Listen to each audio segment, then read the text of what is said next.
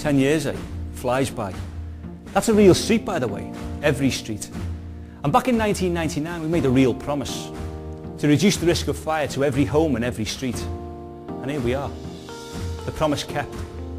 The lowest fire injury and death figures on record. The safest our communities have ever been. No coincidence that.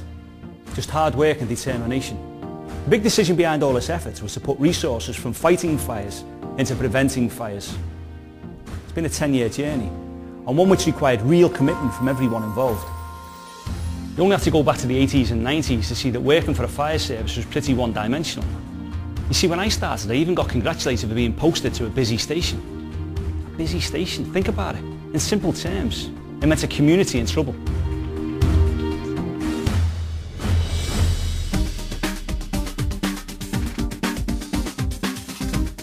In the mid-90s, the BBC did a series about firefighting.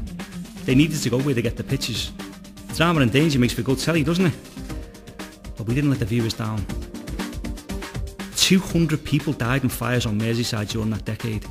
God knows how many more were injured. In the grand scheme of things, we were doing an amazing job saving lives and property. But there comes a point where you think, there's got to be a better way than this. We've spent the last 50 years putting out fires, but very little energy or time trying to prevent them. The time had come to do something radical, and that meant doing this. Going out into the communities. Stepping out onto the streets, full uniform and all, and actually talking to people.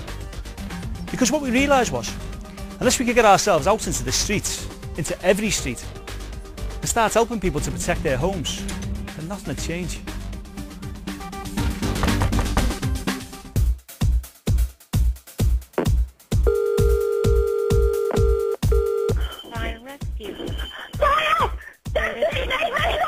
Okay, just give me the address. Okay, just calm down. We had a sleepover, the kids' friends were staying. The fire alarm went off, up the upstairs fire alarm. And then David come bursting in, screaming fire. And I ran towards it, telling the kids to come with me to get them down the stairs. I've never seen nothing like it, it's like a bonfire. Okay, can you get them all out? Hello? Yes. Yeah, can you get the children out? The year before, the fire brigade had gone to St Matthew's School and give Jessica the form, and you go round your family, whatever, and say, do you need fire alarms? But they'd also showed her how to protect yourself in a way in the fire. She'd remembered that information the fireman had given her. So everybody would have been trapped upstairs. If that fire alarm wouldn't have gone off, we wouldn't have got out. Well, as you can see, it didn't take long before we could see some differences. Even so, I'm not going to pretend everything ran smoothly from the start. There were a few snags. For instance, we realised that not every door was being opened to us. And it soon became obvious to reach many of the most vulnerable, we'd need to think and work in wholly new ways.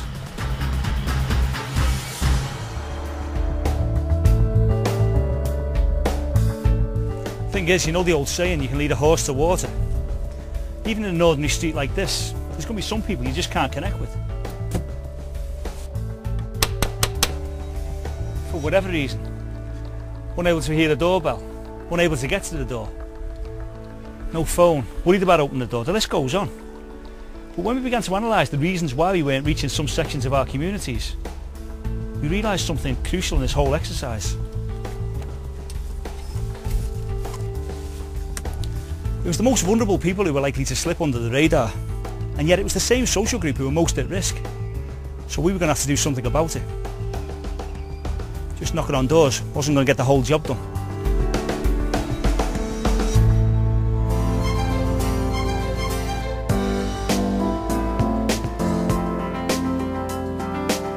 By working with other agencies to prevent fires instead of just passing the mess on to them after one, it made us open our eyes and we could see we had a lot to learn.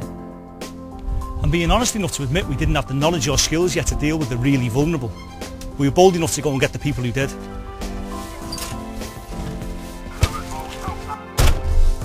Our first advocates concentrated on our older residents and those whose language or culture posed a barrier to us making them safer. The aim was to keep older people safe from fire, make them far more aware of the risks and the safety measures that they could take. Sometimes some of the things people might be perhaps not closing a door just because the handles are stiff. Then in that case I can get a handy person out and the repair. Sometimes it's only silly little tiny things that can make such a difference. These are vulnerable people we're talking about, and to gain access to these people is the major area. I'm getting this satisfaction that I've been able to help someone change their life. Knock on the door, two fire officers, have you got a smoke alarm? And came in, fitted it. We had a bit of a natter, and they explained that the fire and rescue service had an advocate system for older people and vulnerable people. About a week later, I got a phone call from Maureen, and she came round. We had a good long natter, and we found out that we were entitled to a lot of stuff that we just didn't know about. And from Maureen's initial visit, we've had social services, warm front, windows from the local authority, Sefton carers, and things that we just didn't know that we should be getting. And it's all down to the initial visit from the two fire officers fitting smoke alarms. So all in all, it's turned our lives around quite considerably.